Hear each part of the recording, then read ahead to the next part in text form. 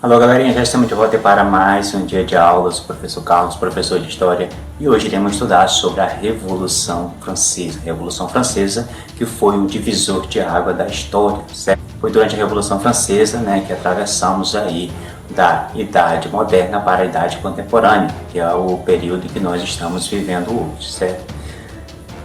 Então, primeiramente, vamos falar um pouquinho aqui sobre o contexto histórico da Revolução Francesa. A Revolução Francesa que começou ali no século XVIII, na França, é claro, E a França naquela época era um país agrário, com a produção estrutural ali no modelo feudal, certo? Para a burguesia e parte da nobreza era preciso acabar com o poder absoluto do rei Luís XVI, certo?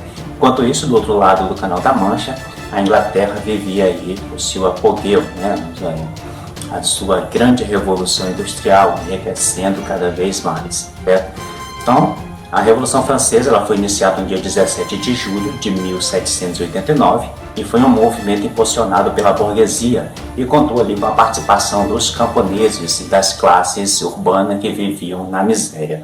A França naquela época ela passava por série crises econômicas, A população que vivia ali na zona rural, elas sofriam ali com a seca constante também. Então, em 14 de julho de 1789, os parienses eles tomaram a prisão da Bastilha, desencadeando assim profundas mudanças no governo francês. Vamos compreender um pouquinho sobre o contexto histórico da Revolução Francesa, A Revolução Francesa que é grandiosa. Então hoje nós só iremos fazer um resumo, certo? A Revolução Francesa ela durou ali em média 10 anos, Começou em 1789 e terminou em 1799. Então, no final do século XVIII, a França era um país agrário, certo? Ela vivia da produção agrícola. Era uma produção estruturada ali no modelo feudal, ainda vivia ali no modelo feudal, certo? Então, para a burguesia e para a nobreza, era preciso acabar com o poder absoluto do rei, A burguesia, que era a classe econômica daquela época, certo? Que era dividida em duas partes, Tinha ali os girondinos e tinha ali os jacobinos. Os girondinos a classe mais rica, da burguesia, e os jacobinos ali eram pequenos comerciantes, eram professores, eram filósofos, certo? Nesta época a França passava por uma séria crise econômica, como já foi dito, também uma séria crise política, certo?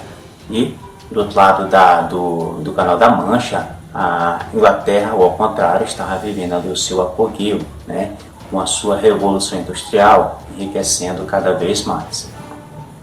Então, a Revolução Francesa ela inicia ali no dia 17 de julho de 1789. Foi um movimento impulsionado pela burguesia, a burguesia que queria poder, certo?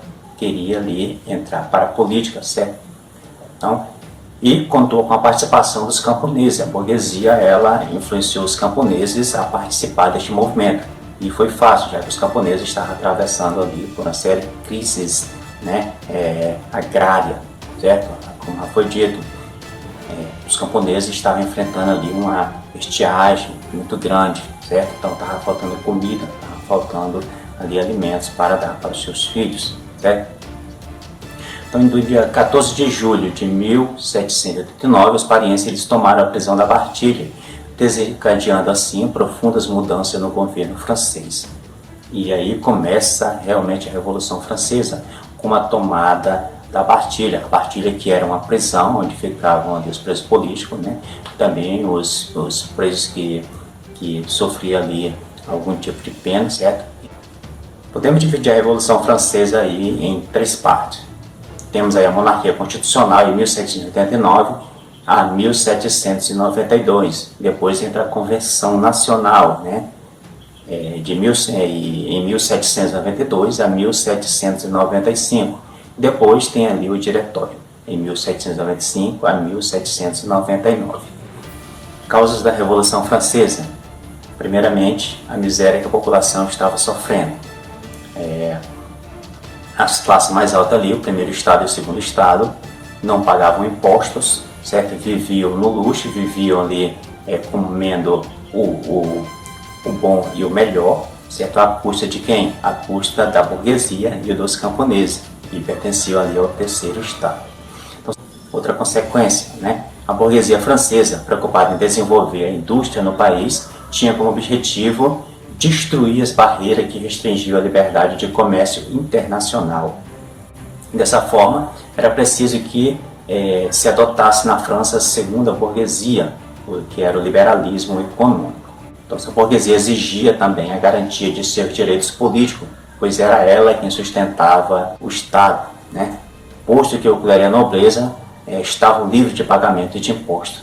Apesar de ser a classe social e econômica dominante, sua posição política e jurídica era limitada em relação aos primeiros e ao segundo estado. Não tinha poder político praticamente de nada. Não tinha nenhum poder político, na verdade, né? O iluminismo se propagou entre os burgueses e impulsionou o início da Revolução Francesa. Este movimento intelectual destinava duras críticas às práticas econômicas mercantilistas, ao absolutismo e aos direitos concedidos ali ao clero e à nobreza. Seus principais autores mais conhecidos foram Voltaire, Montesquieu, Rousseau e Adam Smith, entre outros. Então, se impulsionado pelos ideais iluministas, os revolucionários, eles foram às ruas, certo? Eles fizeram movimento e acabaram ali tirando do poder o rei Luís XVI, certo? E depois de um certo tempo foi decapitado. Espero que vocês tenham compreendido, tá, esse resumo sobre a Revolução Francesa. E se você estiver assistindo esse vídeo através do nosso canal Atrás na História, não deixe de deixar aquele joinha, se inscrever no nosso canal e acione o sininho para receber as notificações, ok? Até a próxima videoaula.